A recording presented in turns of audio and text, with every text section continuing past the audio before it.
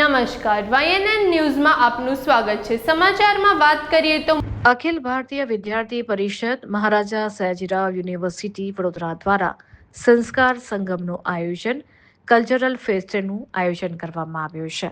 આ કલ્ચરલ ફેસ્ટમાં મોટી સંખ્યામાં વિદ્યાર્થીઓ ઉપસ્થિત રહ્યા હતા અને એબીવીપીના કાર્યકર્તાઓ પણ ઉપસ્થિત રહ્યા હતા।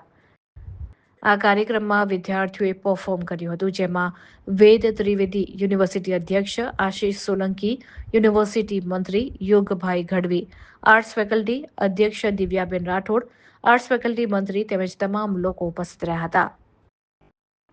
રિપોર્ટર રાહુલ રાજપૂત, વડોદરા।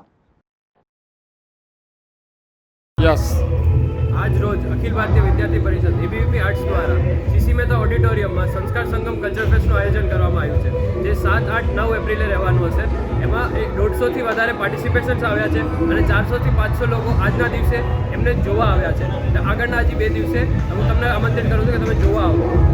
કેટલી સંખ્યામાં લોકો આવ્યા છે?